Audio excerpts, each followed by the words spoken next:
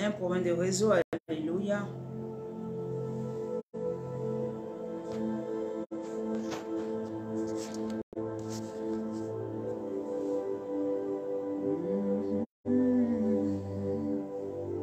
Alléluia.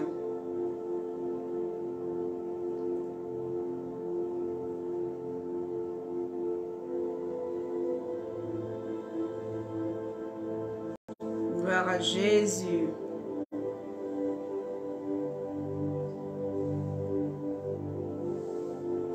Shalom à tous, shalom bien-aimés. Que la grâce de Dieu repose sur vous.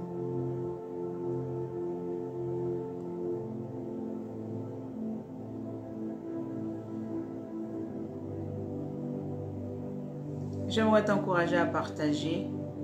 Amen, à partager le direct.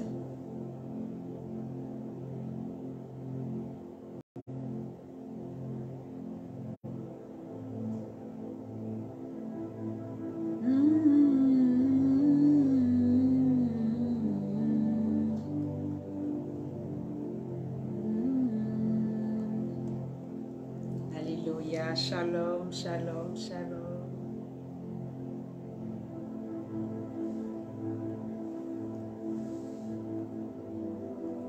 Alléluia, shalom, shalom, shalom, shalom. Ariel, que le Seigneur te bénisse, ma chérie.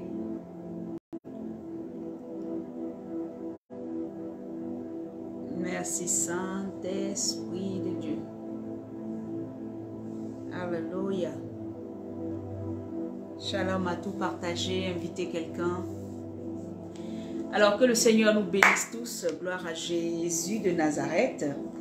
Seigneur, j'aimerais te rendre toute la gloire. J'aimerais te dire merci, Papa, pour ce temps merveilleux que nous passons dans ta présence. Père éternel, oh Saint-Esprit, prends le contrôle, prends le contrôle, prends le contrôle des différentes vies. Seigneur, que ça ne soit plus moi qui m'exprime, qui parle, qui exhorte, mais que ce soit par ton esprit, Père éternel, que des vies puissent être touchées. Que Seigneur, quelqu'un reçoive, alléluia, une part de cet évangile, de cette parole qui sera, Père, envoyée maintenant. Je prie dans le nom de Jésus que cette parole puisse reconforter, cette parole puisse encourager, cette parole puisse bâtir quelqu'un au nom puissant de Jésus-Christ de Nazareth. Je relâche la grâce de Dieu sur vos vies. Nadège soit bénie. Happy birthday, ma soeur. Alléluia. Que le Seigneur te bénisse abondamment, que le désir de ton cœur te soit donné au nom de Jésus. Alléluia. Alors nous bénissons le Seigneur pour vos différentes vies bien-aimées. Aujourd'hui, nous sommes encore là, à midi pour Jésus, pour encore partager un moment glorieux ensemble. Le Seigneur a mis une parole à mon cœur. Amen. Et c'est cette parole-là que je veux partager avec vous. C'est une exhortation, alléluia, à véritablement être toujours dans la présence de Dieu. Amen, amen, amen. Alors le thème que nous avons développé ces derniers temps, c'était quoi? C'était prépare-toi à sa rencontre. Prépare-toi à sa rencontre. Amen. Et prépare-toi à sa rencontre. Nous avons compris qu'il y avait beaucoup d'aspects. Et se préparer à la rencontre du Seigneur Jésus, ce n'est pas seulement, amen, tout ce que j'avais déjà expliqué au préalable. Mais c'est aussi... amen, c'est aussi compter sur sa force, aussi compter sur lui, alléluia. Être dans un moment où on est en train de se préparer, c'est apprendre à compter sur lui, alléluia. Être véritablement à avoir que les yeux fixés sur lui. C'est pour cela que le Seigneur, aujourd'hui nous allons parler de compte, je parle de toi bien-aimé, compte sur la force de Dieu, compte sur la force de Dieu. Compte sur la force de Dieu, compte sur la force de Christ. Alléluia. Bien-aimés, très souvent devant certaines situations, nous nous trouvons, bien-aimés, nous avons tendance, puisque Dieu nous a donné une certaine capacité, le Seigneur nous a donné une certaine force intérieure. Il y a des gens qui sont vraiment forts de caractère, il y a des gens qui arrivent à supporter certaines choses. La preuve, devant certaines douleurs, il y a des gens qui supportent plus la douleur que d'autres personnes. Vous voyez, il y a des personnes qui peuvent soulever des poids. Ils ont une certaine force. Ça peut être musculaire, ça peut être une force mentale, ça peut être une force émotionnelle que les gens ont. En fait, chacun de nous a une certaine force que Dieu lui a donnée. Alléluia. Mais aujourd'hui, je viens clairement te parler de quelque chose. Tu sais, le Seigneur peut te donner une certaine force, que ce soit mentale, que ce soit spirituelle, que ce soit physique, que ce soit vraiment à tous les niveaux. Amen. Hein? La force que tu as, amen, elle est bonne pour un certain niveau. Mais à un certain niveau, cette force-là ne peut pas t'aider. Alléluia. C'est pour ça que je disais comme ça qu'il est temps pour nous de pouvoir véritablement rechercher et de s'abandonner à la force de Dieu. Nos forces à nous ont une limite. Alléluia. Que ce soit une force intellectuelle que tu as, que tu sois intelligent, je veux dire, mais vraiment un génie, il y aura toujours une limite. Tu ne pourras pas aller plus loin que ce que le Seigneur te permet de comprendre ou de faire. Alléluia. Et c'est pareil, que ce soit la force physique, il y a une limite que tu ne dépasseras pas. Vous voyez ceux qui prennent les poids. Ils vont prendre des poids, mais il y a toujours un poids qu'ils ne pourront pas prendre. C'est-à-dire que leur force physique, aussi grande qu'elle est, a une limite. Alléluia. Aussi grande qu'elle est, aura toujours une limite. C'est pareil pour nous. Que tu as une force émotionnelle terrible, c'est que toi, on peut faire tout, mais bon, tu es tranquille, tu n'es pas évincé. Il y aura toujours une limite. Tu seras toujours face à quelque chose où tu ne pourras pas, tes capacités à toi ne pourront pas t'aider à aller plus loin. Et que tu seras désarmé parce que tu auras pensé mettre toute ta confiance en la force que tu as. Mais à un moment, tu te rendras compte que non, je ne peux pas, ça ne peut pas et je n'ai pas de force. Alléluia. Et donc, il y a des situations devant lesquelles notre force, notre connaissance, notre intelligence ne feront rien. Notre force, notre intelligence ne peut pas acquérir certaines choses pour nous, ne pourra pas nous obtenir certaines choses. La preuve, il y a eu souvent des situations dans ta vie où tu te disais la plus grande prieuse. Tu as prié, mais tu n'as pas vu la chose changer. Alléluia. Tu te disais le plus grand prieur. Tu as prié. Tu as prié. Tu as prié. Tu te demandais, mais Seigneur, mais tu as vu que la chose encore te résistait. Jusqu'aujourd'hui, elle te résistait, elle te résistait, elle te résistait. Et que parce que tout simplement, tu avais mis ta force, ta foi en ta capacité de prier. Est-ce que tu vois un peu? La prière déclenche le miracle. Mais quand nous rentrons dans la prière avec une mauvaise manière de comprendre la prière, les choses en face de nous peuvent nous résister. Parce que nous avons confiance en notre capacité de prier. Nous avons confiance en notre capacité de combattre. Nous avons confiance en notre capacité de nous asseoir la nuit, toute une nuit, et puis prier, prier, prier, prier, et que les choses soient décantent, décantent. Ouais. À un moment, le Seigneur va dire non, mais compte sur ma force. À un moment, le Seigneur va te regarder. Alléluia. Et puis, il va emmener une situation juste pour te faire comprendre quelque chose. Alléluia. Ce Dieu-là, moi, je l'aime. Hein. On ne finit jamais d'apprendre avec Jésus. On ne finit jamais d'apprendre. Et qu'au moment où tu penses que tu connais tout, c'est là qu'il y a un bouleversement qui vient et puis tu dis, waouh. Donc, en fait, je ne t'avais pas encore rencontré. Je ne te connaissais pas encore. C'est pour ça que tous les jours, bien aimé, je t'encourage à le chercher. Tous les jours, bien aimé, je t'encourage en fait, il faut réactualiser. Tu vois, un peu comme le téléphone. On réactualise. Tu vois, chaque fois, on te demande de réactualiser ton téléphone. Ta relation avec Dieu, là, à chaque moment, essaie de réactualiser. Viens et puis fais le vide et demande à Dieu, Seigneur, remplis-moi encore. Parce que peut-être que tu es encore à la version qui est passée. Peut-être que tu es encore dans une version passée. Est-ce que vous me comprenez? Parce que là, avec nous, là, chacun d'entre nous, Dieu a sa manière de fonctionner avec chacun d'entre nous. Donc, quand il a fonctionné avec toi à un niveau, si tu penses que toute ta vie, ça sera ça, tu risques de te tromper. À chaque situation qui arrive devant toi, Dieu va faire autre chose. Donc, il faut réactualiser ta relation avec Dieu. Il faut réactualiser ta manière de comprendre Dieu. Il faut réactualiser ça. Alléluia. Donc, comme je disais que certaines situations vont nous résister. Pourquoi? Parce qu'à chaque niveau, le Seigneur veut nous enseigner quelque chose de nouveau. Il veut nous parler. Alléluia. Et donc, nous nous trouvons souvent devant une situation où nous n'avons pas de solution. Où nous sommes limités. Nos limites sont exposées. C'est là que toi-même, tu t'assois et tu dis, oui, là, je ne sais plus quoi faire. Là, j'ai tout fait, tout ce qui était humainement possible, mais je ne peux plus rien faire. Bien-aimé, souvent tu dis aux gens, ah, moi je ne sais pas, Dieu ne me parle pas. Quand tu es devant ces situations-là, en fait, Dieu te parle. Glorifie Dieu parce que Dieu vient de te parler. Quand tu es bloqué devant un mur, quand tu es devant une situation, Tu as l'impression que rien ne bouge. Tu pries, tu jeûnes, mais rien ne change. Bien-aimé, Dieu est en train de te parler. Mais en fait, c'est parce que tu ne prends pas garde. Il vient de te parler comme ça. Toi qui dis, est-ce que Dieu me parle? Je viens de te dire que Dieu te parle. Devant la situation que tu es en train de traverser. Qu'est-ce qu'il est en train de te dire? Il dit, mon enfant, ta force ne peut rien. Compte sur moi. C'est moi qui peux toutes choses. Alléluia. Il vient de te parler. Il est en train de te dire, lâche prise. Il est en train de te dire, lâche prise. Arrête de penser que tu peux régler les choses de toi-même. Commence à regarder sur moi. Regarde-moi faire. Laisse-moi faire. Laisse-moi faire dans cette situation. Il est en train de te dire, tu ne peux rien. Tu n'as pas la force qu'il faut. Tu n'as pas la carrure qu'il faut. Dans ce problème-là, laisse-moi agir. Laisse-moi faire. Toi, fais tout pour être dans le calme. Toi, fais tout pour rester calme. Alléluia.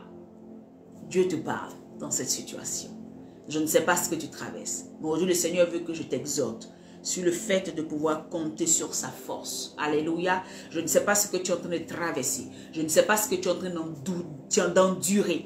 Mais le Seigneur te dit ce matin, compte sur ma force. Alléluia. Parce que c'est lui qui peut toutes choses. Rien ne résiste devant la main de Dieu. Rien ne résiste devant l'autorité de Dieu. Rien ne résiste devant la puissance de Yeshua. À bras étendus, il a sauvé son peuple. À bras étendus, il te sauvera. Il viendra t'enlever de ce problème. Il viendra résoudre cette situation. Il viendra sauver toutes choses. Mais sache que c'est sa puissance, c'est sa main, c'est sa force qu'il met en juge. Ce n'est pas la tienne. Alléluia. Toi, tout ce que tu dois faire, c'est de le regarder faire. C'est d'avoir une confiance absolue en lui. Parce que c'est lui qui fait toutes choses, ce n'est pas toi. Alléluia. Bien-aimés, nous pourrons lire un peu dans Exode 14, amen, à partir du verset 11. Bien-aimés, c'était le peuple d'Israël qui sortait alléluia, de l'Égypte. Et la Bible dit que devant la mer Rouge, quelque chose va se passer. Oh, je lis à partir du verset 11. La Bible dit, ils dirent à Moïse, c'est le peuple d'Israël qui parle à Moïse, ils dirent à Moïse, n'y avait-il pas des sépulcres en Égypte sans qu'il fût besoin de nous mener mourir dans le désert? C'est le peuple qui se plaignait, comme à son habitude, qui se plaignait. Alléluia. Que nous as-tu fait, hein, que nous as-tu fait en nous faisant sortir d'Égypte? Bien-aimé, devant la mer Rouge, le peuple de Dieu a oublié toutes les 10 plaies qu'il y avait eu en Égypte. Comment Dieu les avait sortis, comment Dieu les avait sauvés. Alléluia. À un moment, une des plaies, c'était des mouches piquantes, des mouches venimeuses. La Bible dit que le Seigneur va dire à Moïse, va dire à Pharaon, j'envoie des mouches venimeuses. Mais pour que Pharaon sache que moi, mon peuple là, je les garde. Dans la ville de Gozem, si je ne me trompe pas du nom, il n'y aura même pas une seule mouche. Mon peuple sera tranquille. Mais tous ceux qui appartiennent à l'Égypte, depuis les riches jusqu'aux esclaves, les mouches venimeuses vont les traumatiser. Et effectivement, c'est ce qui s'est passé. Pharaon ayant vu cela, il a dit, quoi? Moïse, va prier ton Dieu pour que ce Dieu-là puisse encore, alléluia, qu'il puisse retirer les mouches venimeuses. Je reviens sur cela pour dire quoi? Voici un peuple qui a vu tous les miracles. Et toi, tu es comme ça aussi. Je suis comme ça. Nous voyons toujours Dieu faire des miracles dans nos vies tous les jours. Tous les jours, il fait des choses extraordinaires dans nos vies. Mais devant une situation où nous n'avons pas la capacité de pouvoir voir le miracle, je veux dire assez tôt, nous sommes capables de dire des choses tellement méchantes, tellement de personnes qui ne sont pas reconnaissantes. Nous pouvons quand même nous asseoir et dire, Seigneur, tu m'as abandonné, oubliant que hier, il ne t'avait pas oublié. Seigneur, tu n'es pas avec moi, oubliant que hier, il avait été avec toi. Seigneur, tu m'as laissé, alors que tu sais que hier, il ne t'avait pas laissé. Où est passé le témoignage que tu as, qui t'a prouvé, qui te démontre qu'au milieu de tous ces tumultes-là, ton Dieu est avec toi? Pourquoi aujourd'hui tu dis ton Dieu t'a abandonné?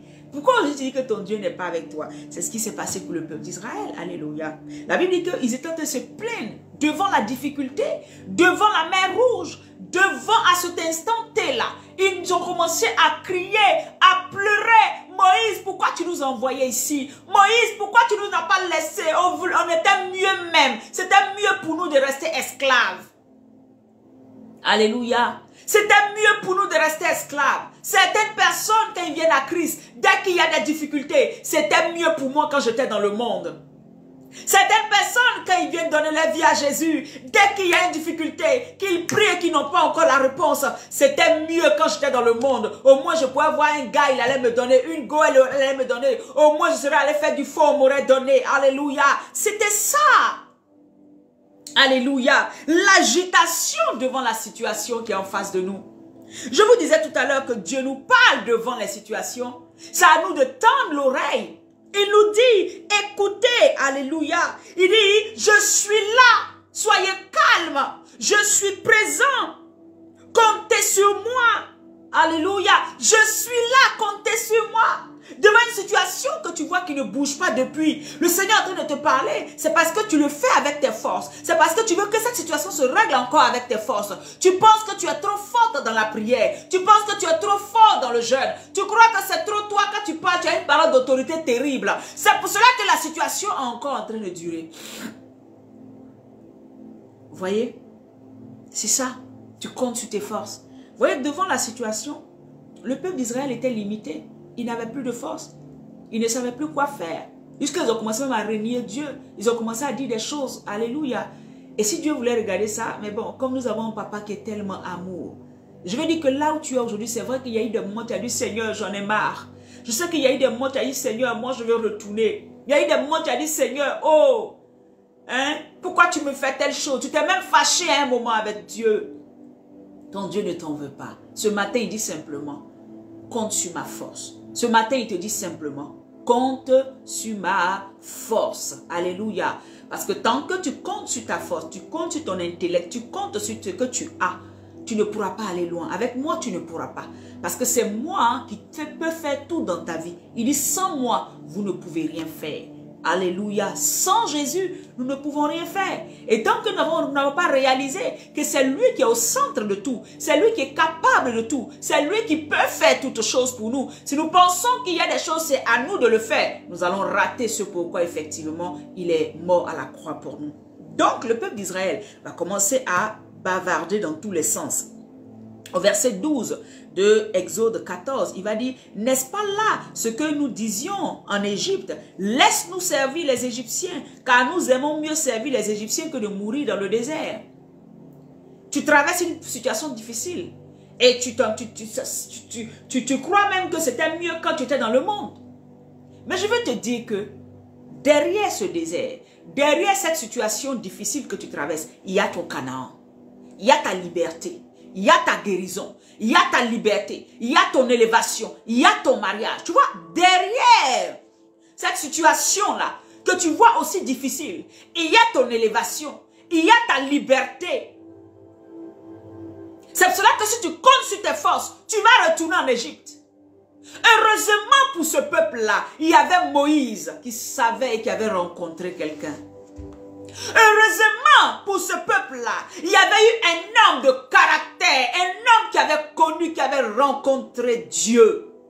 Parce que quand tu n'as pas rencontré Dieu, ah bien-aimé, tu vas te laisser avoir et retourner en Égypte. Mais quand tu rencontres Dieu devant la difficulté, devant cette oppression, devant ce combat, devant cette montagne, tu ne dis pas, oh montagne, ah, tu me fais peur. Moi, je vais retourner. Mais au contraire, tu parles, alléluia, à cette montagne. Et cette montagne se déplace. Jésus dit que si vous aviez eu la foi comme un grain de sénévé, vous direz à cette montagne, déplace-toi. Et elle se déplacera pour aller se mettre dans la mer. Heureusement que Moïse était là. Ils avaient oublié tout ce qui s'était passé en Égypte. Tous les miracles que Dieu avait faits. Alléluia. Les premiers-nés qui sont morts dans notre camp et eux, ils sont restés en vie. Ils ont oublié tout ça. Devant cette situation-là, repositionne-toi. Le Seigneur dit, compte sur ma force. Alléluia. Si tu comptes sur sa force, si tu comptes sur la force de Jésus, tu sortiras victorieux de ce problème. Tu sortiras victorieux de cette situation. Le désert que tu traverses, au bout, tu entreras à Canaan. Tu entreras sur ta terre de destinée. Tu entreras dans ton mariage. Tu entreras dans ta vie, alléluia, celle que Dieu a prévue pour toi. À condition que tu comptes sur la force de Dieu, que tu ne comptes pas sur toi-même.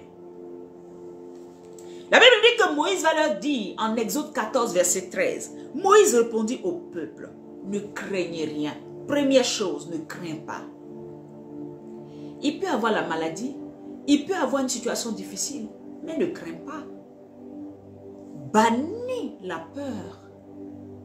Alléluia. Ne te dis pas, ah, et si j'avorte, et si maintenant, et si maintenant. Le et si maintenant n'a pas sa place. C'est le temps pour toi d'avoir une foi inébranlable. C'est le temps pour toi de regarder cette montagne et de lui dire, je ne compte pas sur mes propres forces, mais je compte sur celui qui est assis sur le trône. C'est le temps pour toi d'être comme Moïse devant la mer Rouge, là où il y a une impasse, là où on se dit c'est fini. Comment cette mer-là, on n'a pas de bateau.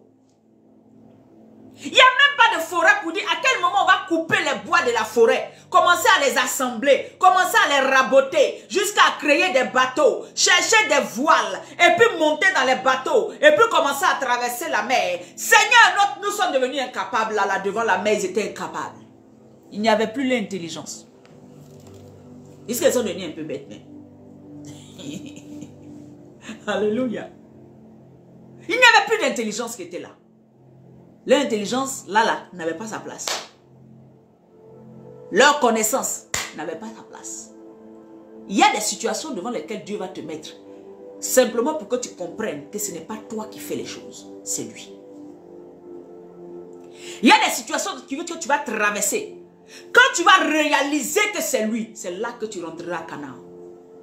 C'est là que tu toucheras ton miracle. Tant que tu ne réalises pas que c'est lui, tu resteras toujours dans des combats inutiles. Tu resteras toujours oppressé. Tu resteras toujours dans les situations difficiles. Alléluia. C'est la vérité. Il dit, me voici. Je suis là. Tourne le regard. Mon enfant, je suis là. Tu dis non, non, non, non. Ou comment je vais faire? Comment je vais faire? Comment je vais manger? Comment je vais m'habiller? Comment je vais faire ci? Comment je vais faire ci? Tu es inquiet. Moïse dit, ne craigne pas. Ça veut dire bannissez la peur. Aujourd'hui, le Seigneur est en train de te parler. Bannis cette peur-là. Cette peur qui te tétanise devant la situation. Cette peur qui te fait croire que c'est fini pour toi. Bannis cette peur. Alléluia. Il dit restez en place. Ça veut dire que ne regarde pas l'oppression. Parce qu'au moment où Moïse l'a dit rester en place, ils sont en train de voir les Égyptiens en train de galoper avec puissance en train de venir contre eux. Mais Moïse l'a dit, restez en place. Tu es en train de voir cette maladie dégénératrice, c'est ça non? En train de dégénérer dans tes cellules. C'est-à-dire que l'Égypte là, ils sont en train d'avancer à grands pas. Il dit, reste tranquille. Tu es en train de voir ce cancer là, aller en train d'avancer. Quand tu t'avances d'une métastase, je ne sais pas moi, 1, 2, c'est en train de partir seulement. Le Seigneur te dit, reste calme. Le Seigneur te dit, reste en place. Ne bouge pas. Il y a quelque chose que je veux faire. Ne crains pas. Ne crains pas. Vous voyez, c'est un état de cœur. Vous voyez non? C'est un état de cœur. Devant la difficulté. Quand bien même il y a une oppression qui est en train de... Tu as l'impression que ça va s'arrêter dans 5-10. Tu sais déjà, c'est que quand tu regardes la souffle... Comment on appelle ça? L'attaque qui vient. Quand tu vois ce qui est en train de se préparer, tu te dis c'est fini pour toi. Mais c'est à ce moment-là que tu dois te relever. Comptant sur la force de Dieu. Pour dire non, ce n'est pas fini. Mon Dieu n'a pas encore dit son dernier mot. Vous voyez, Moïse va leur dire, ne craignez pas. Restez en place. Le Seigneur te parle ce matin. Reste en place. Ne crains pas. Tu ne mourras pas. Reste en place. Tu verras ton bébé. Reste en place. Alléluia. Tu verras ce mariage. Reste en place. Tu verras ce ministère aller là où tu n'as pas imaginé. Reste en place. Ne promène pas les regards inquiets. Compte sur ma force. Parce que ta force pour ce combat-là, ce n'est pas ta force. Devant la mer Rouge, ça ne peut pas. Ta force ne peut pas. Tu es limité. Toi, tu viens de voir tes limites. Il y a des années, tu vois tes limites. Il y a des mois, tu vois tes limites. Il y a des jours, tu vois tes limites. Tu as vu tes limites maintenant. Maintenant que tu as vu tes limites, calme-toi. Reste en place. La Bible dit, et Moïse va le dire, et regardez la délivrance que l'Éternel va vous accorder ce jour. Et regardez la délivrance que l'Éternel va vous accorder ce jour. Et regarde la délivrance qui est en train d'arriver. C'est-à-dire qu'il y a un espoir. Vous savez, Jésus est venu nous apporter de l'espérance. Il dit, j'ai un avenir pour toi. J'ai de l'espérance pour toi. Pour te donner de l'espérance. Bien aimé, quand il n'y a plus d'espoir, il n'y a plus de vie. Quand tu ne crois plus, c'est fini pour toi. Quand tu n'as pas confiance en la force de Dieu, c'est fini. Le combat dans lequel tu es là, tu seras écrasé. Parce que tu ne t'assois pas pour regarder ton Dieu faire. Tu ne t'assois pas pour avoir une certaine confiance en la puissance de ton Dieu. Il dit regarder. Le regarder veut dire quoi? N'ayez pas les yeux sur leur vitesse, la vitesse à laquelle ils arrivent. N'ayez pas les yeux sur les chars. N'ayez pas les yeux sur les lances. N'ayez pas les yeux sur leurs chevaux. N'ayez pas les yeux sur leur force et leurs capacités. Sur l'oppression. Sur la durée de la maladie. N'ayez pas les yeux sur la durée de ton célibat. N'ayez pas les yeux sur la durée de, comment on appelle ça, de la situation que tu traverses. Mais regarde, la délivrance arrive. C'est-à-dire que commence à voir. Commence à voir la puissance de Dieu qui va se manifester. Commence à voir comment ton Dieu va venir changer la situation. Commence à voir. Aie les yeux sur ma puissance. Aie les yeux sur ma puissance. Aie mes yeux sur ma puissance. Aie les yeux sur ma puissance. Qui est capable de briser, de chasser, de détruire maintenant. De guérir, de restaurer et de te faire rentrer à Canaan. Alléluia. Tu vois, ne crains pas, première chose, devant une situation très difficile, ne crains jamais. Dis au Saint-Esprit de t'aider. Reste en place, c'est-à-dire que ne sois pas agité. Vous voyez, c'est l'agitation qui a envoyé ce peuple-là à commencer à blasphémer pratiquement. C'est l'agitation qui a envoyé ce peuple, amen, devant la mer Rouge, à raconter des choses même qu'eux-mêmes ils ne pouvaient pas imaginer. C'est l'agitation. Ils étaient agités, ils étaient affolés. C'est pour ça que l'affolement ne vient pas du Seigneur. La confusion ne vient pas de Dieu. Voilà pourquoi toutefois dans la Bible, il dit ne soyez pas, il dit vous ne serez pas confus parce que la confusion ne vient pas de lui. Mais dès qu'il y a l'agitation devant une situation, la confusion s'installe. Tu ne sais plus quoi faire, tu es perturbé. Dès que tu es affolé devant une nouvelle que tu viens d'apprendre, tu es affolé automatiquement. Tu es confus. Tu n'as plus l'oreille à entendre la voix de Dieu. Dès que devant cette situation, tu es affolé, c'est fini. Bien-aimé, l'agitation est l'état d'esprit de celui qui est confus. Donc chaque fois que tu es agité, sache que la confusion est là. Chaque fois que tu es agité devant une situation, tu ne sais plus quoi faire. Hey, je fais quoi? Oh, c'est fini pour moi. Oh. Bien-aimé, tu as les regards hagards. Tu as les regards qui vont dans tous les sens. Le Seigneur dit, compte sur ma force.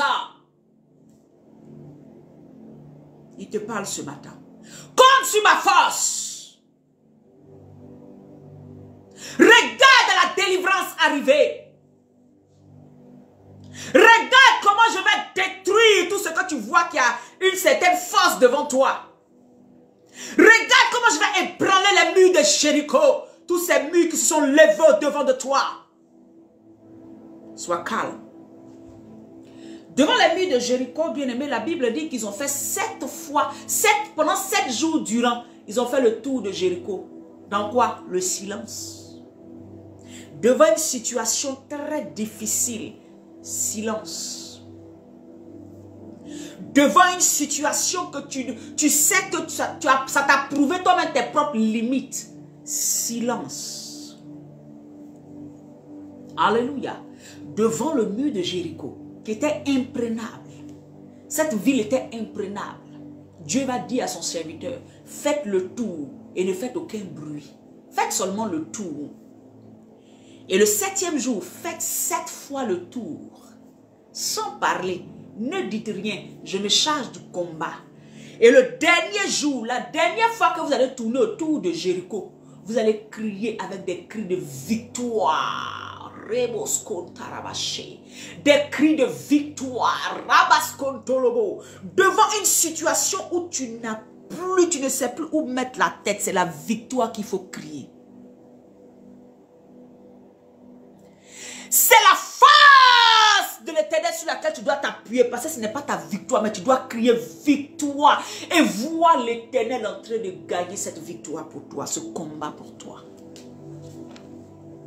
Devant les murs de Jéricho, tu ne les as pas vus en train de ribabader, chamtolosie ici, en train de racandelebo ici. Ils ont gardé le silence, ils sont restés en place.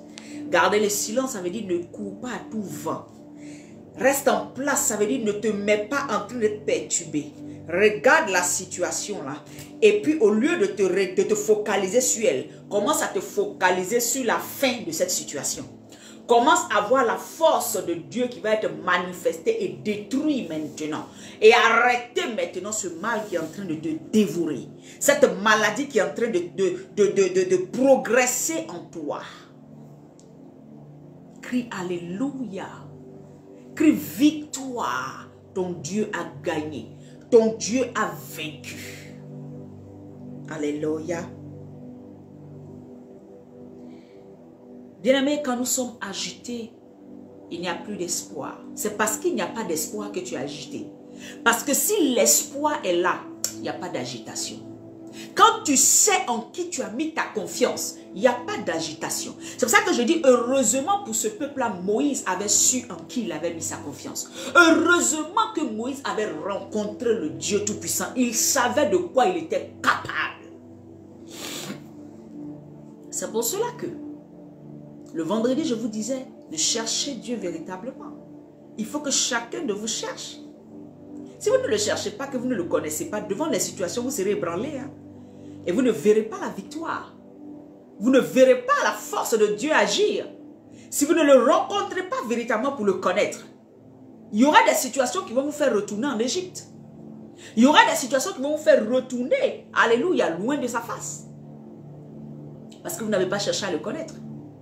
Parce que vous ne le connaissez pas. Moïse le connaissait. C'est pour ça que Moïse était tranquille. Moïse leur a dit, mais ne craignez pas. Parce que Moïse savait de qui il parlait. Et aujourd'hui, le Seigneur veut que tu sois un Moïse devant cette situation. Le Seigneur veut que tu sois un Moïse. Il veut que tu sois quelqu'un qui sache de qui il parle. Alléluia. Bien-aimé, je disais tout à l'heure que l'agitation dans tous les sens te ferme tes oreilles spirituelles. Au nom de Jésus. Ça te ferme tes oreilles spirituelles. Tu ne peux plus entendre, tu ne peux plus voir, tu ne peux plus savoir ce que le Seigneur veut. Qu'est-ce que le Seigneur te dit, quelle direction il te donne parce que tu es agité, tu es affolé. Prenons Ésaïe 30, verset 15. La Bible dit quoi? Ésaïe 30, verset 15. Il dit, car ainsi parle le Seigneur, l'Éternel, le Saint d'Israël. C'est dans la tranquillité, si vous me comprenez, c'est dans la tranquillité et le repos que sera votre salut. Dans la tranquillité et le repos que sera votre salut. Bien-aimés, devant certaines situations, ce n'est pas l'agitation qui compte. Tous ceux qui sont agités là, vous remarquez, ils vont durer dans les problèmes. Ou bien ils vont sortir de là avec beaucoup de séquelles. Alléluia. Est-ce que vous me comprenez? Ce n'est pas dans l'agitation qu'on a la victoire. Il dit c'est dans la tranquillité et le repos que sera votre salut. C'est dans le calme et la confiance que sera votre force. Quand tu seras calme, c'est là que la force de Dieu va se manifester. Quand tu seras tranquille, quand tu auras confiance, la force de ce Dieu-là sera manifestée afin que tu puisses voir ton miracle. Alléluia. Bien-aimé, je disais tout à l'heure que Moïse leur a dit, il dit, ne craignez rien, restez en place, et regardez la délivrance que l'Éternel va vous accorder ce jour. Car les Égyptiens que vous voyez aujourd'hui, vous ne les verrez plus jamais. Si vous êtes calme, si vous restez en place, comme je disais, si vous regardez que la délivrance qui est en train d'arriver, c'est que votre espoir, votre confiance est dans le calme et que votre Dieu vient à votre secours, vous ne verrez plus cette situation-là devant vous. Cette maladie vous lâchera. Cette oppression vous quittera. Ce mal vous quittera dans le nom de Jésus. Et Dieu, sa force, vous sera donnée. C'est pour ça que Paul pouvait dire, quand je suis faible, c'est là que je suis fort. Parce que là, il sent que sa force-là n'avait rien pourvu, sa force ne pouvait rien faire. Mais dès qu'il est affaibli, dès qu'il a l'impression qu'il ne maîtrise plus rien, c'est là qu'il sait que Dieu a pris le contrôle. Tant que tu vas maîtriser la situation, c'est que c'est encore toi qui agis. Il faut que ce soit un moment où Dieu te déstabilise. Il faut que lui prenne le contrôle. Alléluia. Ne t'inquiète pas. Au verset 14 de Exode 14, il dit, l'Éternel combattra pour vous et vous, gardez le silence. Regardez à sa force. Taisez-vous et regardez. Soyez tranquille. Soyez en paix. Je ne sais pas ce que quelqu'un va traverser dans ce temps qui vient. Mais que ce passage résonne dans ton cœur quand cela va arriver. Que cette parole résonne à ton cœur quand ça va arriver. Et que ton âme se soumette à cette parole. Afin que tu voies la délivrance. Et que tu voies, alléluia, comment ton Dieu te sort du problème. Et que tu voies comment ton Dieu combattra pour toi. Et toi, garde le silence. Alléluia. Gloria Makantarabashi. Bien-aimés, devant cette mer rouge, les enfants d'Israël étaient affolés. Il a fallu un homme, comme je disais tout à l'heure. Lui connaissait son Dieu. Nous allons encore lire. Amen. Nous allons lire Acte 16, verset... Acte 16. Acte 16. Acte 16 à partir du verset 23. Acte 16. Merci Saint-Esprit. Nous allons voir encore une autre histoire. Parce que là, quand je vais parler, elle me dit, non, ça c'était Moïse. C'était mer rouge. Alléluia. Acte 16, verset 23. Je lis la parole de Dieu. Ici, c'était Paul et Silas qui ont été arrêtés. Alléluia. Ce sont tes frères dans la foi. Paul, là, il n'a pas vu Jésus. Donc, c'est une histoire qui te parle plus. Parce que si elle a pris l'histoire de Pierre, tu as dit Pierre a marché à Jésus. Amen. Là, je te parle de Paul. Paul n'a pas marché à Jésus. Paul n'a pas connu. Alléluia. Paul n'a pas été à Jésus. Paul a été appelé après que Jésus, alléluia, ne monte au ciel. Donc, Paul est dans la même situation que toi. Il a eu foi comme toi. Il a rencontré Jésus. Silas, pareil. Donc, on y va. Au moins, cette personne-là, tu es sûr que c'est au moins un exemple comme toi. Alléluia. La Bible dit, après qu'on les eut chargés de coups, ils les jetèrent en prison, en recommandant aux geôliers de les garder sûrement. Alors, Paul était dans une ville et il y a eu des situations qui sont passées là-bas et les gens les ont frappés. Amen. Et on les a mis en prison. Et c'était un geôlier qui devait les garder. Alléluia. Et Paul, c'est un serviteur de Dieu. Tout le monde sait que Paul a été rencontré sur la route de Damas, où il a rencontré le Seigneur. Et à partir de là, il s'est donné corps et âme et toute sa vie à Christ. Alléluia. Donc, il était allé dans une de ses missions comme ça avec Silas, son compagnon de lutte, de foi, pour aller prêcher l'évangile. Et là-bas, on les a frappés. Alléluia, on les a jetés en prison. La Bible dit, et on a dit aux geôliers de ne pas les laisser sortir. Donc, après qu'on ait, au verset 23, après qu'on les eut chargés de coups, ils les jetaient en prison en recommandant aux geôliers de les garder sûrement. Amen. Verset 24, le geôlier ayant reçu cet ordre, les jeta dans la prison intérieure. Donc, il y a une prison extérieure et il y a une prison intérieure. Donc, le geôlier, là, on lui a dit, fais attention, ceux-là, il faut bien les garder. Il ne faut pas qu'ils s'échappent. Donc, le geôlier c'est celui qui garde le prisonnier, celui qui garde les prisonniers. qui gère la prison en fait. Donc qu'est-ce que lui va faire? Il se rend compte que si je les laisse dans la cour extérieure là, quelque chose peut se passer. Donc il les prend de là. Déjà même la cour extérieure est déjà une première prison. Il les prend et il les met dans la cour intérieure. C'est-à-dire que là même ils sont encore plus emprisonnés parce que là-bas, le temps que tu as quitté la cour intérieure, revenir à la cour extérieure puis sortir, ah c'est que vraiment tu es fort. Alléluia. Et le geôlier va exécuter les ordres qui lui ont été donnés. Il va les mettre dans la cour intérieure pour qu'ils soient mieux gardés. La Bible dit il les jeta dans la cour, dans la prison intérieure et leur mit des ceps aux pieds. C'est-à-dire qu'il les a encore attachés. C'est-à-dire qu'il les a encore attachés. C'est-à-dire qu'ils étaient limités au point où c'est que là, même si on leur disait Paul sort, ils ne peuvent pas parce qu'on les a attachés. Il y a encore des portes qui ont été fermées sur eux. Ils ne sont même pas dans la cour. Alléluia. Qu'est-ce qu'ils peuvent espérer? Paul et Silas, qu'est-ce qu'ils peuvent espérer? Là, ils se sont dit, même peut-être c'était fini pour eux. Ils se sont dit, mais là où on est en prison, là, ah, bon, peut-être que Dieu va toucher les gens, de nous faire sortir. Mais ils ne s'attendaient pas à ce qui allait se passer. Et c'est ce qui se passe quand tu es dans une situation. Bien-aimé, tu es ligoté, tu es lié, tu as l'impression que tout est fini pour toi. Tu vois même la délivrance de Dieu sous une autre forme. Mais je vais te dire que ton Dieu est en train d'arriver vers toi. Je vais te dire que ton Dieu va faire quelque chose d'extraordinaire. Le problème, c'est que tu l'attends sur un côté, mais lui, il va te montrer qu'il est puissant. Il a une force qui dépasse l'entendement humain. Alléluia.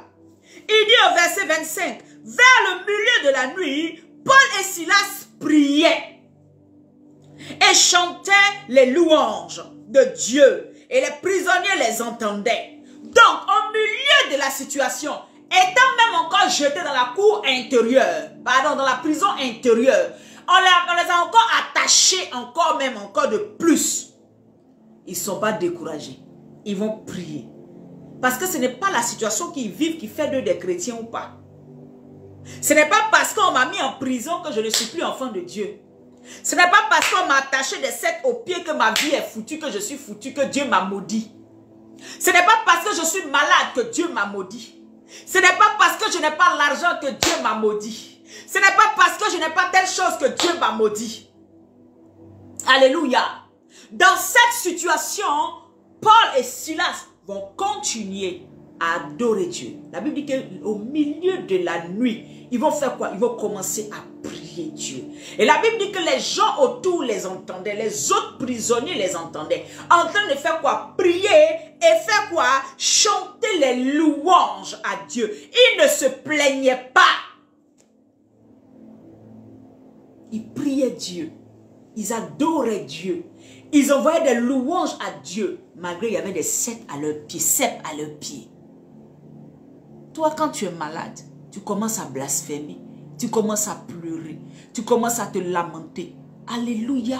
Quand il y a une situation difficile, au lieu d'avoir confiance en celui à qui tu appartiens, tu commences à pleurer. Regarde ici, c'est un homme qui a connu Jésus au même titre que toi.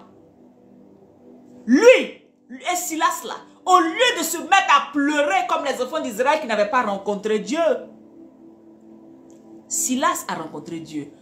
Paul a rencontré Dieu. Voilà pourquoi dans la situation la plus terrible, au lieu de se lamenter, ils vont prier et faire monter des louanges à Dieu. Comme devant le mur de Jéricho qui était en train de résister aux enfants d'Israël. Cette situation difficile. Qu'est-ce que le Seigneur a utilisé? La louange.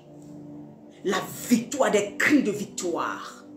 Ici, le Seigneur va utiliser quoi? Les enfants de Dieu vont comprendre que dans cette situation, on n'a plus de force. On ne peut compter que sur la force de Yeshua. On n'a plus de force. Sur qui pouvons nous compter? On nous a liés jusqu'à même attacher nos pieds pour nous mettre dans la prison intérieure. Sur qui je peux compter? C'est ça. Tant que tu n'es pas arrivé à ce niveau-là, tu ne verras pas la gloire de Dieu. Tant que tu penses que tu peux encore faire goupiller ici, passer ici, placer un sur l'autre, tu as toujours un plan A, plan Z, plan ZA, ZA2. Tu as toujours un plan. Arrête d'avoir tes plans. Commence à lever la voix vers l'Éternel dans cette situation. Commence à louer Dieu. La Bible dit, ils chantaient des louanges de Dieu et les prisonniers les entendaient. Au verset 26, tout à coup. C'est-à-dire que Dieu ne les a pas prévenus. Tout à coup. Dieu n'a pas prévenu Paul et Silas. Dieu n'a pas dit à Paul et Silas, bon, chantez-moi, puis à 1h15, je viens ébranler les portes. Chante seulement, bien-aimé. Loue seulement ton Dieu. Tout à coup, il viendra à ton secours. Le tout à coup viendra. La force puissante de Dieu viendra. Il ne va pas te prévenir, mais il viendra. Il ne va pas te réveiller pour dire j'arrive, mais il viendra si tu persévères. La Bible dit tout au milieu de la nuit, ils étaient en train de prier, ils étaient en train de louer, et tout à coup, toi tu veux savoir, Seigneur, c'est quand tu vas me délivrer. Seigneur, c'est à 17 h pour que je puisse persévérer. Ah oui, Seigneur, d'accord, ok. Ah d'accord, Seigneur. Ah Seigneur, mais dis-moi quand. Ah, quand ma victoire. Il n'y a pas de quand. On dit tout à coup, persévère seulement dans la prière. Compte sur la force de Dieu.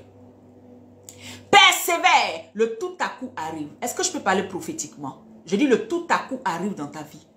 Le tout à coup arrive dans ta vie. Le tout à coup arrive dans ta vie. Le tout à coup de Dieu vient toujours avec la force et la puissance de Dieu.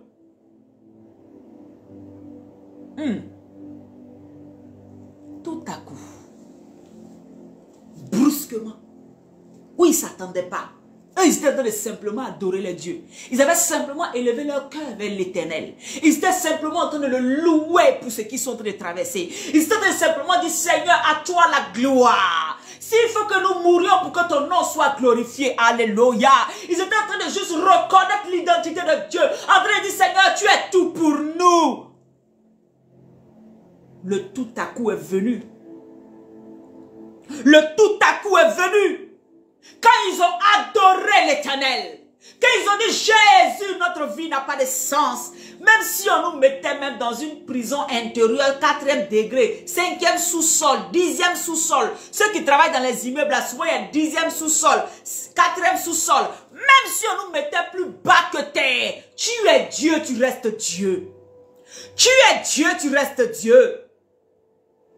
L'état de leur cœur n'était pas des gens qui étaient en train de rechiner. Ah, nous là, on fait ton œuvre et puis on est en prison. Nous, on est en train d'être tes disciples et puis on est en prison. Ah Seigneur, il faut faire quelque chose. Nous, on prêche l'évangile et puis c'est nous, on tue. On nous a frappé tout à l'heure là. Ah Seigneur, il faut faire des... Non! L'heure n'était pas la lamentation. L'heure n'était pas la lamentation. Devant la situation que tu traverses, je vais te dire ce matin, l'heure n'est pas la lamentation. L'heure n'est pas à dire, Seigneur, je donne mes dîmes, je donne mes offrandes, et puis ça m'arrive. L'heure n'est pas là. D'ailleurs, même offrande dîme, là, c'est obligé. Tu dois donner pour que la maison de Dieu, les gens, voilà. Tu dois donner. Donc, ne dis pas que c'est comme, je donne pour que mon Dieu me donne. Il n'y a pas ça dedans. Paul et Silas, eux-mêmes, c'est leur sueur, c'est leur sang. Qui était toujours, qui versaient tous les jours. Mais ils sont pas assis pour dire, Seigneur, nous voici, on nous tue, on nous frappe. Oh Seigneur, hein, mais ton œuvre est dure. Moi, je ne veux plus de ton œuvre parce que là. Non, la Bible dit, dans la prison intérieure, avec des sectes aux pieds. Je veux que tu réalises quelque chose. Il faisait monter des adorations et des louanges à Dieu. Tu vois, ta capacité à louer Dieu dans les difficultés va créer un tout à coup. Ta capacité à voir Dieu au-delà de ce que tu traverses va attirer la puissance et la force de Dieu pour te délivrer. Mais ça sera un tout à coup où tu ne t'attends pas. Mais je veux dire que je déclare maintenant que ce tout à coup là arrive dans ta vie. Mais il faut que l'état de ton cœur, il faut que le positionnement, la tranquillité, le calme soit là pour que tu puisses monter des louanges, des adorations à Dieu. La Bible dit tout à coup, il se fit un grand tremblement de terre. Ah, quand Dieu veut faire quelque chose, tout le monde autour va entendre. Ça ne va pas se faire et puis ça va rester caché. Hein? Pourquoi? Quand Dieu va guérir ton cancer, il faut que tout le monde sache. Aïe! Toi aussi, c'est lui qui a fait. Il est le Dieu glorieux. Il est le Yeshua Mashiach. Quand Dieu veut faire quelque chose avec sa force, la Bible dit tout à coup, il se fit un grand tremblement de terre, en sorte que le fondement de la prison fut ébranlé. Le fondement de la prison fut ébranlé. J'imagine à cause de ce tremblement-là, combien de personnes qui étaient dans la cour extérieure n'ont pas eu l'occasion de fuir. C'est-à-dire que délivrance de Paul et Silas ont libéré d'autres personnes. Vous pensez que vos situations que vous traversez là, c'est pour vous seul? Quand Dieu, le tout à coup de Dieu vient dans vos vies là, c'est pour d'autres personnes. C'est pour vous, c'est vrai, mais c'est pour d'autres personnes. C'est pour sauver d'autres personnes. C'est pour ramener d'autres personnes. Vous ne voulez pas vivre certaines situations parce que non, ça veut dire que l'évangile qu'on a reçu aujourd'hui. Qui a envie d'avoir cancer? Qui a envie d'avoir maladie? Qui a envie d'avoir quelque chose? Mais tous ceux que vous écoutez les témoignages et puis vous êtes émus. Oh Seigneur! Seigneur, tu l'as guéri. Oh, il a eu le cancer. Métastase ou bien phase 4. Et tu l'as guéri. Mais il a fallu qu'il ait. Tu es content? Mais regarde le témoignage qui en découle. Regarde les vies qui sont sauvées. Regarde les gens qui tournent leur cœur à Jésus. Toi, tu te dis non, toi, rien ne doit passer par toi. Dieu ne doit pas faire de toi un témoignage. Je ne dis pas d'appeler le malheur. Écoutez-moi bien quand je parle. Mais je dis, dans la situation que tu es, le Seigneur fera un tout à coup. Brusquement, il viendra. Un tremblement de terre pour te délivrer de la situation. Pour te libérer de la situation. Compte sur sa force. Sois calme. La Bible dit, au verset 26, tout à coup, il fit un grand tremblement de terre, en sorte que les fondements de la prison furent ébranlés. Au même instant, toutes les portes s'ouvrirent. Il y a des situations dans ta vie qui vont venir ouvrir, même les portes que tu ne insoupçonnées, que tu ne savais pas fermer. Même les portes qui étaient fermées dans ta vie, tu ne savais pas que c'était fermé là. Quand Dieu va venir dans ta vie, quand sa force va se manifester dans ta vie, même les portes, amen, qui étaient fermées, puis toi tu ne savais pas que c'était fermé là, tout va s'ouvrir. Voyez, c'est une puissance qui arrive. Peut-être que tu es malade. Quand Dieu le tout à coup va venir, il va décanter en même temps les portes du mariage, portes des finances, portes de ci, portes de ça, portes de ça. Toi-même tu es étonné. Quand tu l'attendais seulement pour qu'il te guérisse. Mais quand il arrive, il ne vient pas seulement. Il vient pour toute ta destinée. C'est ça, tu ne sais pas comment Dieu peut venir. C'est ça qu'il vient tout à coup. Il ne vient pas, il ne va pas te prévenir. Et il ne te dit pas comment je viens dans ta vie. Alléluia. Il y a des gens, il a fallu que le Seigneur touche le mariage. Dès que le mariage s'est fait, le travail est arrivé derrière. La porte du travail s'est ouverte. Porte de l'enfantement s'est ouverte. Porte du ministère s'est ouverte. C'est comme ça.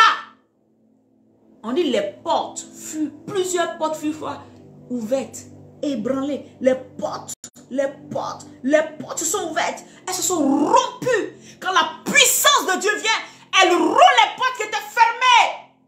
Peut-être que tu n'es pas malade. Peut-être que tu n'as pas une situation, mais ta vie est difficile. Les portes sont fermées. Le tout à coup de l'Éternel vient maintenant dans ta vie brusquement.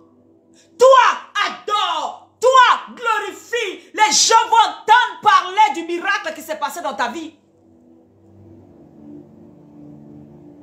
Compte sur sa force. Compte sur sa force. Vous ne pouvez pas imaginer ce que Dieu est capable de faire. Bien aimé, le Seigneur peut changer une vie en un instant. Et c'est ce qui s'est passé. Le Seigneur peut changer une vie en un instant. C'est ce qui s'est passé. Pierre, alléluia, et Silas, ils priaient et ils adoraient. Ils louaient Dieu. Ils ne regardaient pas la situation. Parce que s'ils voulaient regarder les cèpes qui étaient au pied, s'ils voulaient regarder qu'ils ont été mis même dans la prison intérieure, C'est comme en Côte d'Ivoire, on va dire, au bâtiment C, au blindé. C'est-à-dire que c'est au blindé, on les a mis. Comme si c'était des meurtriers. S'ils voulaient regarder le blindé dans lequel on allait les mettre là, ils n'allaient pas adorer ni louer Dieu. Aujourd'hui, je veux te dire quelque chose. Quand ta situation est difficile, loue Dieu. Loue Dieu. Ne le loue pas avec un cœur d'amertume. Non, ça ne va pas produire le miracle. Et c'est ce qui fait que beaucoup durent dans des situations difficiles. Ne le loue pas. Ne le prie pas avec un cœur amer. Prie-le comme si tu étais dans l'abondance. Tu vois, quand quelqu'un est heureux là, quand il prie Dieu là, il est ouvert. Il regarde. Parce que tout va bien. Ici, Paul et Silas louaient Dieu comme si tout allait bien. Comme s'ils étaient assis à table en train de célébrer le Shabbat avec les autres. Paul et Silas étaient en train de louer Dieu comme si c'était devant un bon repas qu'ils allaient manger. Ils avaient tout, comme s'il n'y avait pas de problème. Ils n'étaient pas fous. Ils savaient que leur Dieu était capable de les sortir de là. Donc la situation n'était pas forte pour leur Dieu, n'était pas trop forte pour leur Dieu. Là où tu es bien-aimé, j'aimerais t'encourager. Laisse Dieu. Laisse sa force agir dans ta vie. Change l'état de ton cœur. Commence à ne plus compter sur toi-même, mais compte sur le bras de l'Éternel qui peut te sauver. Compte sur son tout à coup. Compte sur le fait qu'il viendra. Ne cherche pas, Seigneur, tu viendras quand? Toi, maintiens ta position dans le calme, dans l'adoration, dans la louange. Loue Dieu pour tes enfants. Loue Dieu pour ton mari. Loue Dieu, alléluia, pour tout ce qui est autour de toi. Loue Dieu pour ton ministère. Même quand bien tu ne le sens pas décoller. Loue Dieu pour ça. Loue Dieu. Et un coup, où tu t'attends, le moins, ton Dieu te visitera. Où tu t'attends, le moins, tu auras la visite de ce Dieu-là. Le Seigneur m'envoie te parler ce matin. Amen. Je ne sais pas ce que tu traverses, mais sa visite est proche. Commence à te mettre dans une position où tu vas l'adorer, où tu vas le célébrer, où tu vas l'honorer. Tu ne vas pas regarder, j'ai faim, à cause de ça je ne prie pas. Non, si Dieu m'a donné ça, j'allais prier, je ne prie pas. Non, ne regarde pas ça. Loue-le parce qu'il est le Dieu Tout-Puissant. Et sa force te sortira du problème dans lequel tu es. Sa force te retirera du problème dans lequel tu es. S'il a pu ouvrir la mer Rouge pour que les enfants d'Israël, qui eux-mêmes ne sont même pas des gens reconnaissants, puissent sortir, ce n'est pas toi. Tu sortiras de ce problème. Alléluia. Je continue la lecture au verset. Donc il dit tout, il dit, au même instant, toutes les portes s'ouvrirent et les liens de tous les prisonniers furent rompus. Ton miracle peut délivrer plusieurs autour de toi. La rencontre avec Dieu, le tout à coup de Dieu, la force de Dieu ne va pas seulement agir pour toi, mais tous ceux qui sont autour de toi vont en bénéficier. Tous ceux qui sont autour de toi vont en bénéficier. Que ce soit tes enfants, que ce soit ton mari, que ce soit tes amis, que ce soit les frères en Christ, que ce soit ton église. Les gens vont en bénéficier. Les liens vont tomber. Parce qu'eux aussi, ils étaient en prison. Mais il faut ce miracle-là pour qu'eux aussi, leurs liens puissent tomber. Donc tu n'es pas... En fait, ne pense pas que c'est toi seul que le sort s'est abattu sur toi. Non. C'est toi que Dieu va utiliser pour délivrer plusieurs. C'est ton témoignage qui va rompre les liens de plusieurs. Il y a des gens qui disent, j'ai écouté ce témoignage et j'ai vécu moi-même, j'ai reçu le témoignage au point où moi aussi j'ai eu le même témoignage. Il y a des témoignages qui rompent les liens des gens. Il y a des gens qui ont rendu des témoignages sur leur délivrance. Simplement à écouter leur délivrance de cette personne, toi-même tu as été délivré. Il y a des gens qui ont reçu des témoignages sur comment Dieu les a rendus prospères. Toi-même, ça a décanté l'esprit de... la prospérité dans ta vie, la richesse dans ta vie. Tu ne sais pas ce qui s'est passé. Ça déclenche des choses. Les liens de tous ceux qui étaient dans la prison furent ébranlés, furent coupés. Alléluia, bien-aimés. La vie en Christ n'est pas pour toi seul. Ce que je vis aujourd'hui, c'est ce que le Seigneur m'a fait traverser, c'est pour aider plusieurs. Et je le vis tous les jours, bien-aimé. Toujours le Seigneur va m'envoyer des personnes qui soit traversent quelque chose que j'ai déjà traversé.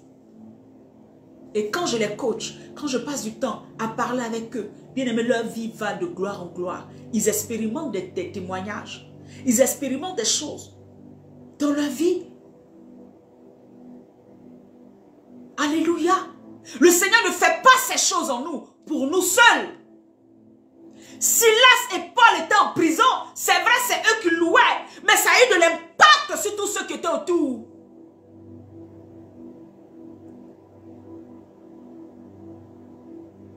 Ça a eu de l'impact sur tous ceux qui étaient autour. Même dans la ville, on a entendu, on a su qu'il y a eu un tremblement de terre. Alléluia. Ce que tu traverses, c'est pour bénir d'autres personnes. Donc, ne limite pas la main de Dieu en te morfondant sur toi-même. Tu te morfonds. Au lieu que tu commences à adorer Dieu, Dieu va vite faire le miracle. Et puis d'autres personnes vont entendre ça. Oh, s'ils seront bénis, ça sera la chaîne là. Fais vite là, réveille-toi. Réveille-toi. Arrête de te morfondre. Le tout à coup veut venir. Le tout à coup est au-dessus de ta tête comme une épée de Damoclès. Là. Ça veut dire comme une épée. Ça veut dire là, il veut descendre. À toi de dire je te reçois. Et sa force va descendre dans ta vie. Et sa force va opérer un miracle extraordinaire. Et sa force, alléluia, quand tu vas avoir les yeux sur sa force, quand tu vas avoir les yeux sur sa force, quand tu vas avoir les yeux sur sa force, cette force va descendre avec puissance. Elle va ébranler les prisons spirituelles qui sont dans ta vie. Elle va ébranler les prisons physiques même dans ta vie. Elle va ébranler les portes qui étaient fermées. Elle va ébranler les portes antiques. Elle va ébranler les liens dans ta vie et ceux qui sont autour de toi. Ta délivrance. Alléluia. Dieu veut te délivrer parce que à partir de toi, plusieurs doivent être délivrés. À partir de toi, plusieurs doivent être délivrés. Relève-toi si tu t'es tombé. Ne compte plus sur ta propre capacité, mais compte sur la force de Dieu. Aujourd'hui, je viens te parler. Pas parce que je sais parler. Moi-même, je ne sais pas parler. Souvent, je cherche mes mots. Alléluia. Parce que c'est Dieu qui m'a dit, assieds-toi là. Sinon, c'est moi seul là. J'aime danser, j'aime causer, j'aime rire. Et puis ça s'arrête là. J'aime passer mon temps. Mais moi, j'aime bien même être seul souvent. À méditer moi seul la parole de Dieu. Mais quand Dieu te dit fais quelque chose, tu le fais. Souvent, mais je parle à vous là. Vous-même, vous sentez, je cherche mes mots. Parce que je ne suis pas quelqu'un qui a la parole. Parler. Alléluia. J'aime plus même être dans la présence de Dieu que de venir parler. Mais le Seigneur me permet de le faire. Reçois aujourd'hui. Ta situation va changer. Change ton attitude et tu verras ta situation changer. Commence à adorer et à louer Dieu. Au milieu de cette prison, au milieu de ta situation. Ne regarde pas la situation pour adorer, tu n'adoreras pas. Ne regarde pas ton problème pour louer, tu ne loueras pas. Mais regarde la grandeur de Dieu pour louer. Et tu verras le tout à coup de Dieu dans ta vie. Tu verras le tout à coup. La Bible dit que tous les liens de tous les prisonniers furent rompus. Verset 27. Le geôlier se réveilla et lorsqu'il vit les portes de la prison ouvertes, il tira son épée et allait se tuer pendant que les prisonniers s'étaient enfuis. Alléluia. Parce que c'était sous sa responsabilité. Mais alors que Dieu voulait faire quelque chose de grand. Tu sais, souvent à cause de ta situation, le Seigneur veut sauver une autre personne à côté. C'est pour ça qu'il a permis que tu traverses telle situation. Quand il va te délivrer, cette personne-là viendra te demander, mais comment je fais? Comment tu as fait? Ne lui dis pas, non, en fait mon traitement était tellement, non, c'est parce que j'avais économisé, non, c'est parce que j'avais fait ci, non. Dis-lui simplement, accepte le Seigneur Jésus et tu seras sauvé. Et tu auras délivré toute une nation, toute une famille. Parce qu'il va regarder, s'il vient te poser la question, ça veut dire qu'il a besoin d'entendre que c'est Jésus qui a fait. Il n'a pas besoin d'entendre tes capacités, ta force, ni ton intelligence. Non, je suis géré, c'est pour cela, c'est Jésus. Écoutez, le geôlier se réveilla et lorsqu'il vit les portes de la prison ouvertes, il tira son épée et allait se tuer, pensant que les prisonniers s'étaient enfuis. Verset 28, mais Paul cria d'une voix forte, « Ne te fais point de mal, nous sommes tous ici. » Verset 29, alors le geôlier ayant demandé de la lumière, entra précipitamment et se jeta tout tremblant aux pieds de Paul et Silas. Tout tremblant aux pieds de Paul et Silas. Celui qui pense détenir ta vie là, souvent c'est pas lui-même, c'est des instructions qu'on lui a données. Et lui-même il viendra se repentir un jour. Celui qui pense t'oppresser, faire des choses dans ta vie, lui-même il viendra un jour à tes pieds, si tu regardes à l'Éternel. La Bible dit, alors le geôlier ayant demandé, non, au verset 30, pardon, il les fit sortir et dit, Seigneur, que faut-il que je fasse pour être sauvé? Que faut-il que je fasse pour être sauvé? Quand Paul et Silas rentraient dans la prison, le geôlier savait que c'est parce qu'ils parlaient de Dieu, mais il s'en foutait. Il a fallu le tout à coup. Il a fallu le tremblement de terre. Il a fallu la puissance de Dieu. Il a fallu des cœurs qui se lèvent à Dieu pour que le geôlier se rende compte qu'ils ont un Dieu puissant, qu'ils ont un Dieu qui est fort, qu'ils ont un Dieu glorieux, qui ne parle pas d'un Dieu mort, mais qui parle d'un Dieu qui est puissant, qui est vivant. Pas un Dieu qui est encore dans la tombe, mais un Dieu qui est sorti du tombeau. Le tombeau est vide. Il ne parlait pas. C'est là il va se rendre compte que Paul et Silas ne sont pas en train de parler d'un Dieu mort. Bien-aimé, si jusqu'aujourd'hui Dieu n'a pas encore agi dans ta vie, ce n'est pas parce qu'il est mort. Ce n'est pas parce qu'il est mort. Et il va agir maintenant dans ta vie. Il va te délivrer. Alléluia. Le geôlier va dire, qu'est-ce qu'il faut que je fasse pour être sauvé? Les gens viendront te dire, même si ton ennemi vient te dire, qu'est-ce qu'il faut que je fasse pour être sauvé? Ce n'était pas ton ennemi, il était juste manipulé. Dis-lui que Jésus est le chemin, la vérité et la vie. Alléluia. La Bible dit, au verset 31, Paul et Silas répondirent, crois au Seigneur Jésus. Vous voyez? Ils n'ont pas dit, non, c'est parce qu'on a trop bien prié. Pour être sauvé, il faut prier. Pour être sauvé, il faut louer. Non, pour être sauvé, il faut croire. Tu vois? Leur capacité à prier et à louer, ce n'est pas ça qu'ils ont regardé. Non. Ils ont su que même encore prier et louer, c'est Dieu qui te donne la force de ça.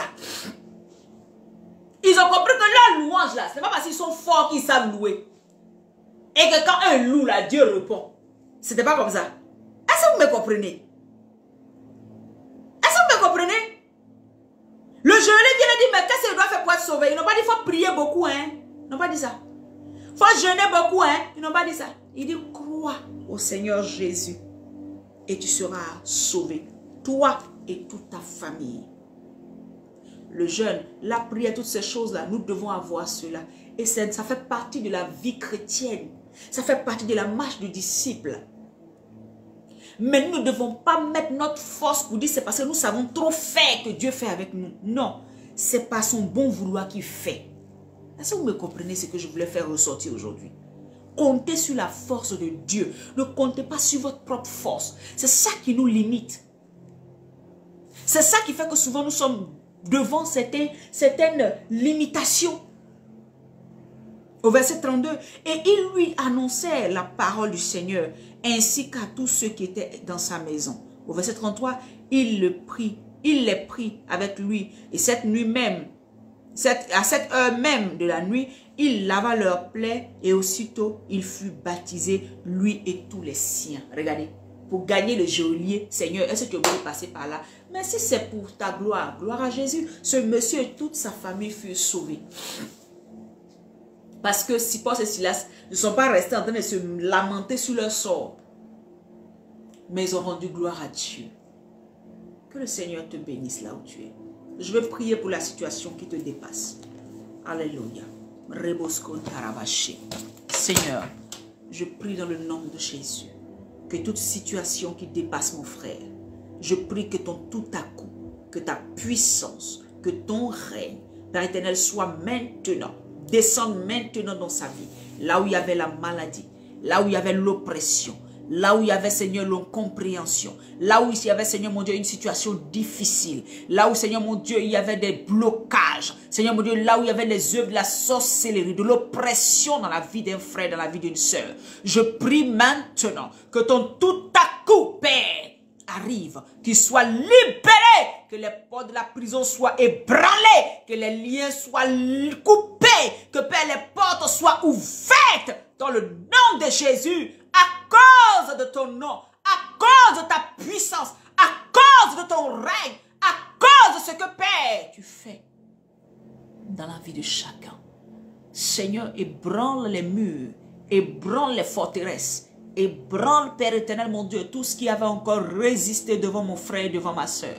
Au nom de Jésus. Pas en mon nom, mais au nom de celui qui est assis sur le trône. Au nom de celui qui est puissant et fort. Il dit de sa force, il te maintient.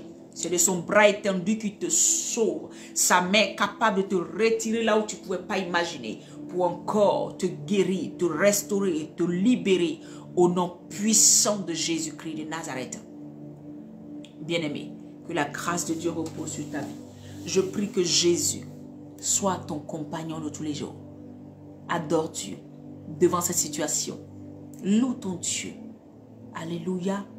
Ne tombe pas dans les médisances, dans les choses qui n'ont pas de sens. Regarde à ton Dieu et il te surprendra certainement.